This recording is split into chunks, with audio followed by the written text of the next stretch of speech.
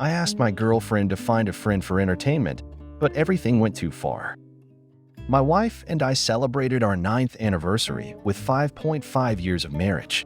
We connected on a dating site in late 2014, went on our first date in early January 2015, and from then on, I was captivated by her. Despite facing challenges like her overseas study abroad experiences, completing her doctorate, and job hunting, I knew she was the one. I made the decision to move with her as she sought positions within a reasonable distance.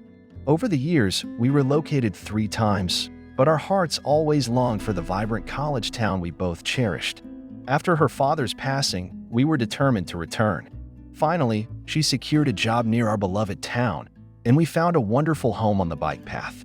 Despite the initial joy of settling in, recent challenges have emerged. I recognize my shortcomings in articulating thoughts and communication, and I've fallen short in other areas. I want to acknowledge that I haven't been the best husband, and I'm committed to improving. She has grappled with depression and anxiety throughout our entire relationship, particularly during challenging times like her father's illness and passing. I've observed what I refer to as auras of sadness, moments when she becomes despondent, expressing downcast thoughts without a clear explanation. While I initially thought these were transient, I now realize I should have paid more attention.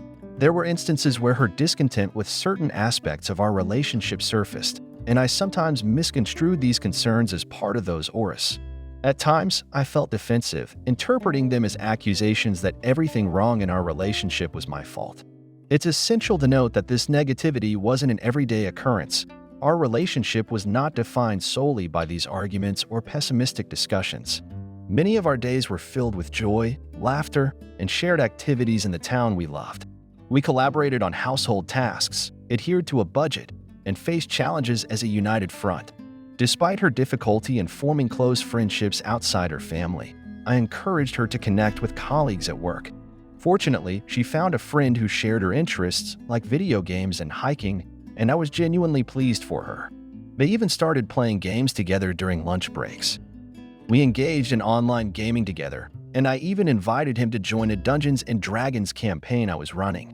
My wife appeared transparent about their interactions, and I didn't sense anything amiss. She sought my approval for casual lunches, and being mindful not to be controlling, I consented to them going on a hike on her day off. Trusting her completely, I didn't harbor any concerns.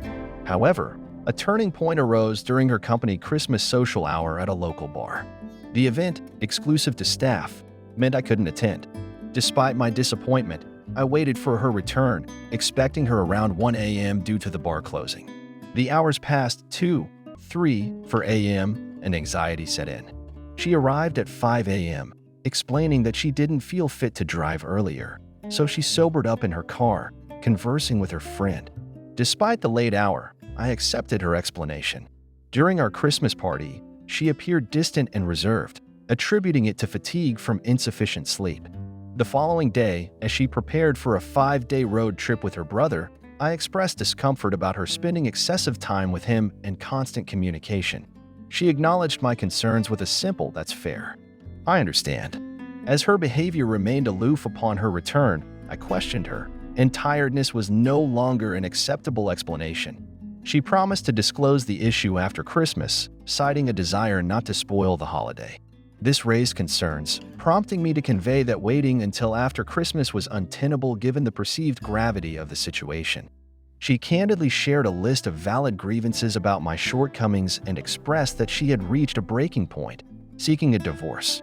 This revelation hit me profoundly, prompting a sincere acknowledgement of her concerns and a genuine desire to rectify my mistakes.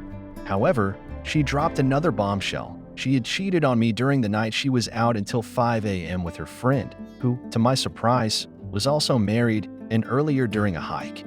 Despite the betrayal, I was willing to work towards reconciliation because I deeply loved her. Throughout the holiday season, I made efforts to plead my case during various gatherings. While she deliberated both options, she ultimately stuck with her initial decision to end our marriage. I questioned if the coworker played a role, and she assured me she tried to make the decision independently of him, emphasizing her long-standing unhappiness. Although she admitted that the coworker was the catalyst, she confessed that she had struggled with the decision for a while. Currently, I've moved back in with my parents as we navigate the process of officially splitting and divorcing. It's an agonizing experience. I've lost the cherished home in the town I loved, and the arrangement for sharing custody of our puppy adds to the heartache. My living situation is far from ideal, and the profound loneliness is overwhelming. We used to talk throughout the day, and evenings were filled with playful and affectionate conversations. Now, our texts are devoid of life and emotion.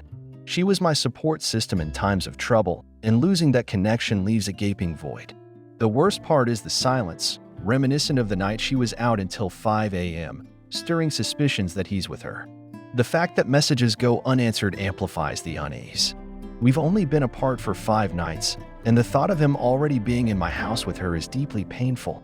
Amidst the hurt, there's regret for not making more effort sooner to be a better partner, acknowledging that this situation might have been avoided with less selfishness and stubbornness on my part. How do you like the story, my friend? Write your opinion in the comments. Let's get 1,000 subscribers on this channel together. Love you.